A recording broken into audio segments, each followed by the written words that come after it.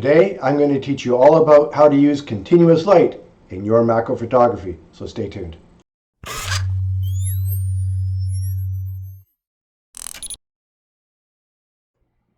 Hello everyone, my name is Constantine. Welcome to my channel on macro photography where I make little things a big deal. A lot of new macro photographers when they start out don't have the opportunity or have the money at the time to afford better equipment, whether it's lenses or flashes or speed lights, which can make it difficult to get motivated to continue to shoot.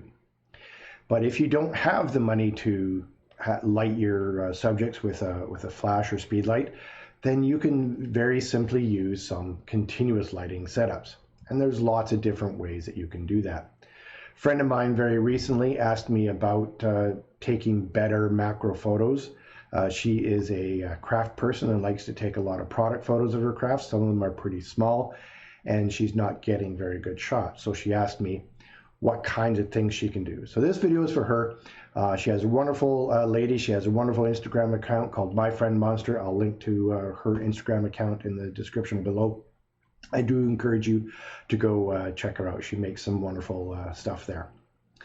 Well, there are several things to consider when you're dealing with continuous lighting scenarios. First of which is the type of light and the direction of the light.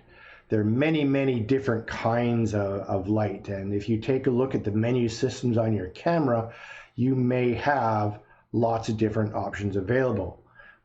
Things like auto white balance, daylight or sunlight, shade, cloud, tungsten, phosphorescent light, often called incandescent, of course your flash or speed light scenarios, and also many cameras have a custom setting for the type of light that you get, and also a Kelvin setting for the temperature of the light you get. And that really is the big difference from all the different light sources that you have available, is the temperature of the light. Sunlight is different than a light bulb, which is different again from a CFL light bulb, which is different again from some form of LED lighting that you might want to use. And a lot of cameras aren't really geared for that, but fortunately, a lot of the newer light setups, such as LED lights, are often balanced for daylight scenarios. So it makes some settings at least a little bit easier. The other thing that you can control is your ISO settings on your camera. In other words, how much light does your camera let in the time frame that the aperture is open. Traditionally in film cameras, you would have different speed of film, and a lot of that is reflective of that ISO or light sensitivity. That isn't exactly the same in the digital camera world, but the concept is very similar. A higher ISO setting on your camera lets in more light for the time that your shutter is open. So you want to take a look at that. Another option, of course, is your aperture for your shot. If you want a greater depth of field, you're going to have a tighter aperture. If you want a shallower depth of field, you're going to have a wider aperture. Now, in macro photography, the depth of field tends to be pretty narrow anyway, because you're dealing with objects that are close up. You're not going to get a landscape style shot in macro world unless you do photo stacking or something along those lines. But if you know the depth of field that you want and the kind of detail that you want in your images, then you need to use that aperture setting to control that. Along with aperture setting, another camera setting that you can control is your shutter speed. How fast is that aperture open on your camera? When you're dealing with continuous light, you need to use slower shutter speeds for your camera. You can't always use a traditional 1/200th or 1/250th of a second that many flash uses, depending of course on your camera sync speed. and I'll demonstrate this for you momentarily. You're going to find that your image is dark or almost non-existent and you can't see a thing. So those three are the things that you can control. The last thing to consider is your distance to the subject, because the closer you are to your subject, the less light you're actually going to be able to take in. Now, the camera doesn't work exactly the same way that our eyes do. When we look around, we often see a lot of bright light. We can see very clearly. Our eyes are very, very good at determining that. The mechanics of a camera work a lot differently. And while what we might see is bright light, the camera sees it as dim light, which is why you have to adjust all these settings. So when you get closer to your subject, there might be more shadow as a result.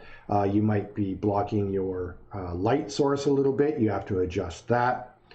Or you might have to increase the length of time that your shutter is open in order to get the same amount of detail. So we're going to go through all these things here, right over here, and I've got a couple things to show you. So here we are in a little makeshift studio setup. I've got my subject here, and it's just sitting on a Lazy Susan, which is really handy to have as a macro photographer, because if you do have some nice light or even continuous light set up, you can rotate the image pretty easy to get different shots of your subject. I've got a lamp here, which is just a very simple desk lamp. It's got a CFL type light bulb in it, and I happen to know that this particular CFL bulb emits the same temperature of light as daylight. So I can set the white balance camera, or settings on my camera rather, to daylight and still get a good quality image. So remember all the four things that we can change that are on our camera: the white balance, the ISO, which is the amount of light that we allow into the camera in our shot, the shutter speed of our camera, and the aperture of our lens that we want to use. So many shots, when you're dealing with speed lights, are often shot at f8, f9, f10, partly because it produces some very, very sharp images. Even when you're doing something that is moving, you will get greater detail with a flash and a decent aperture setting than you would otherwise. So now I don't have studio lights or anything like that. I'm still learning a lot about YouTube, so please bear with me, because once I turn this light on, I'm going to go a little bit dark, and I do apologize for that. One of these days I'll get some additional studio lights and have some better lighting on me instead of moving one light back and forth. But for now, this is what I got. Now for my subject today, I'm actually using one of my Lego pieces. This is Anakin Skywalker out of one of his Starfighter Lego sets. I've got the desk lamp here, and the beauty about this particular desk lamp is I have a lot of flexibility in terms of how I want to move this. So if you won't be able to see very well on the video, but as I move this, it's going to change the direction of the light and how much light is on him, the intensity of the light, and so on and so forth. If I take my camera at regular settings that I normally use, and I bring this up to about f8, once my camera cooperates, I'm going to use an ISO of 160, which is what I normally use, and I'm going to use a shutter speed of 1/200th of a second, and try and take a shot here at 1:1 macro.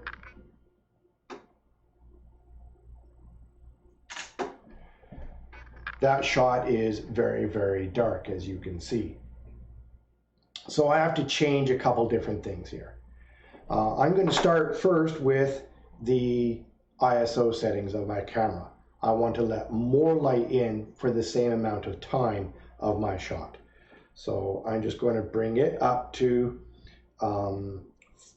400 ISO, and I'm not going to change anything else.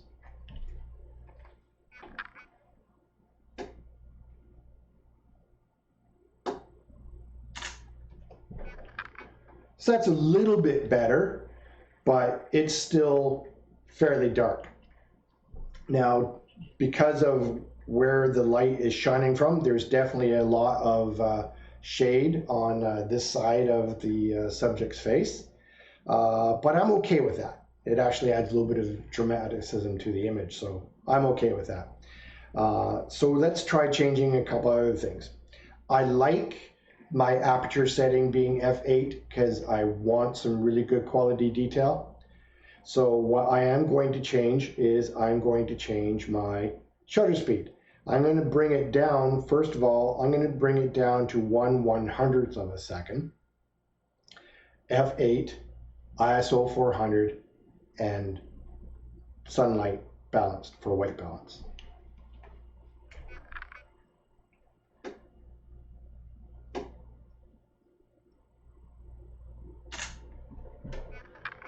Now, as you can see, that is actually a much better image.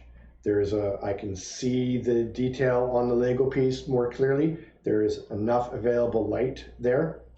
If I go to 2:1 macro, because I'm using the Laura 100mm f or 2x macro lens, let's see what happens with that scenario.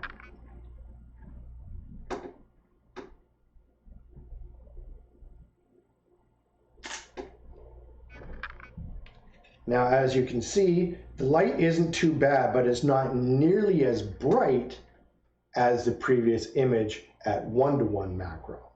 So again, remember how close you are and how much magnification you use in your subject will make a bit of a difference in terms of the amount of light available to you when you shoot.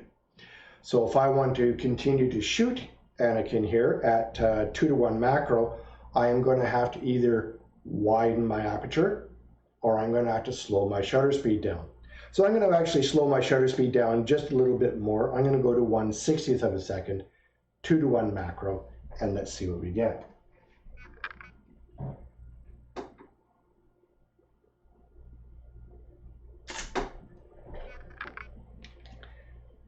That isn't too bad, definitely a lot more light, and I wouldn't be too sad with that image. It gives me exactly kind of what I'm looking for. The other thing, remember, I can do is I can change the direction of the light source here to get more light on the front of his face instead of just on the side of his face.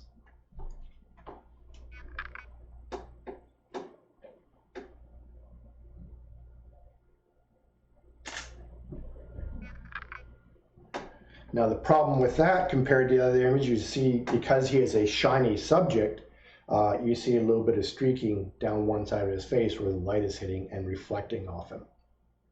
So you have to consider things like that as well. Now when it comes to speed of the camera, I can actually hand hold the camera down to about 1/20th of a second, which is pretty slow as far as shutter speed goes. Anything less than that, and I'm going to get a blurry image. One way to kind of help yourself if you're doing handheld macro is to give yourself a bit of a tripod setup here with my elbows and close to my body so that my camera is stable. Additionally, if you want, you can use a small tripod, and if you're shooting subjects like this with continuous light, I actually do recommend going that route as a new macro photographer. Once you get more experienced and you feel more comfortable, you get more stable, you do more practice, then you could definitely hold handheld without too much problem. Now, one of the other things that we can do in terms of lighting is change the lighting environment. What some people might have at their disposal or might be able to pick up relatively inexpensively is something like this, a light box. So I'm going to set this up and we're going to show you what that looks like. Here we are with a light box set up. There are many different styles of these on the market. Some very simple ones that are fabric and allow you to attach a couple incandescent light bulbs so that you get some nice diffused light through the fabric to light your subject. There are more fancy ones like this one. This one is actually a little more geared towards product photography and has a dimmable LED type light. Now I apologize once again as I'm of course turn this up I'm going to go dark here a little bit. There's not a lot I can do about that, I'm afraid. I do have a light here beside me, so hopefully you can at least see me, but the more important stuff is the content. So when you're dealing with this kind of scenario, again, the type of light makes a bit of a difference. Now, our eyes, as I said earlier, perceive this as a very, very bright light area, and our subject here is actually very, very well lit. But once again, if I were to change my camera settings and go to what I normally shoot at, so I'm keeping my camera daylight balance because the LED lights are white balanced for daylight. I'm going to shoot at 1/200th of a second, f8, ISO 160 because the Canon cameras tend to do a little bit better on a couple of the odd ISOs. We're going to go 1:1 macro and just see what we get. It does help if I remove the lens cap.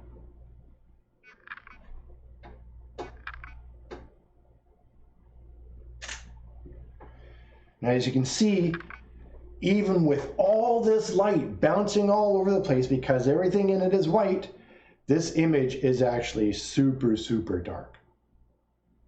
So once again, take a look at what you can change. So the light source is constant. That part is okay.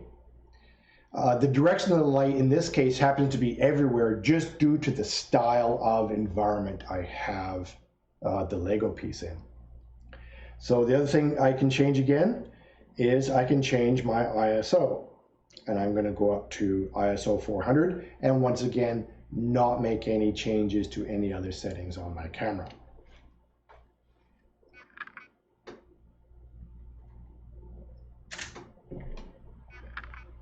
I'm getting a little bit of light on him. I'm getting a little bit of light in the background. I'm seeing a little bit of the background there, whereas I couldn't in the previous image. And part of that is, of course, the fact that I'm using a small aperture of f8, but I'm not getting a lot of light on him at all, even with a little bit higher ISO setting. Now, one of the problems with ISO settings on the camera is the higher the ISO, the more noise you introduce into the image. And by noise, I mean there's a lot of grain in there. And at a certain point, it gets to be too much. And a lot of photographers that deal in very, very low light scenarios you'll often see a lot of grain in their images. So I'm going to keep my camera setting at ISO 400 if I possibly can. I might not be able to, but I'm going to play with the other settings on my camera before changing the ISO. I know that I want the detail in the subject, so I'm going to keep my aperture at f8. So what I'm going to change then instead is I'm going to change the speed, and once again I'm going to come down to 1/100th of a second instead of 1/200th of a second, which is what I would use for my speed light.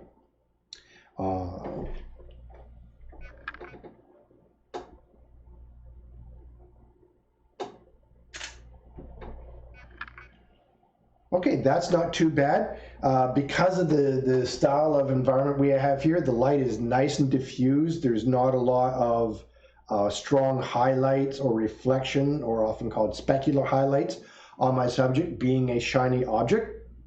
It actually doesn't look too bad, but I think I would like just a little bit more light in there. So I'm going to bring my speed down just a little bit more. And what that is doing is just letting more light into my camera for that time. I'm going to go down to 1/60th of a second, and let's see what we get.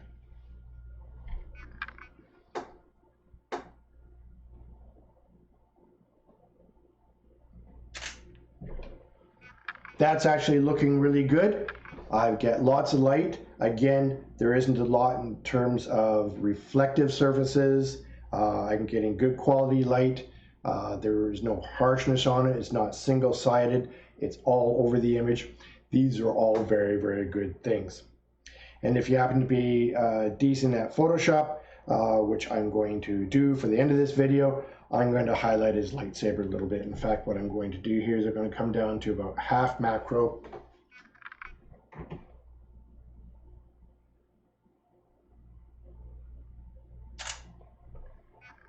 Give him a shot, and then we're going to, I'm going to edit that in Photoshop, which you will see at the end of this video.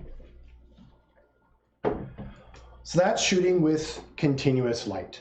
And here, let me just turn this off real quickly so you can see a little bit more of me. Hopefully you enjoyed the information in this video, and hopefully it helps you if you happen to be using continuous light instead of speed lights for your macro photography. There's lots of different ways to approach it, but remember the 4 things you can change on your camera. The white balance, if you're getting shots where your image is green or really blue, you are probably shooting with the wrong type of white balance, and you might want to try changing that. Second thing is your ISO, how much light you let in, your aperture, how much detail you're going to have in your image in this case, and the speed at which you can shoot that image. All these things are camera settings that you can adjust very easily, and then you might need to adjust the distance to subject, both at the light source and of your camera, in order to get more light. Additionally, one thing I highly recommend photographers do is they shoot their images in camera raw. Regardless of what camera you have, whether it's a Canon or Nikon or Sony or Olympus or Fuji, most of them support their version of the raw format, and you want to shoot in that format, because if you make a mistake in terms of your white balance or exposure, you can adjust it after the fact very, very easily. Still doable if you shoot with JPEG, but it's much, much better if you shoot in camera raw. Now, shooting in camera raw, you can't directly just put those images on the web or on Instagram. You have to convert it to a JPEG format. And for that, you would use a tool like Lightroom, Capture One, even Adobe Bridge, where you can adjust those settings and then re-export that image as a JPEG, PNG, whatever it is you need, and then put that image up on the web. Hope you enjoyed the information in this video. If you have ideas for videos that you'd like to see me do, you have questions, please comment in the box below, and I'll be happy to help you and do a future video. Next time, I hope to do a video on water drop photography using the Pluto valve. So stay tuned for that one.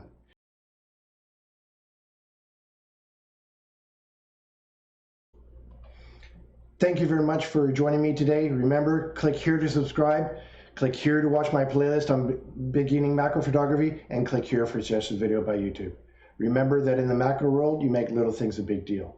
Have a great day and stay safe.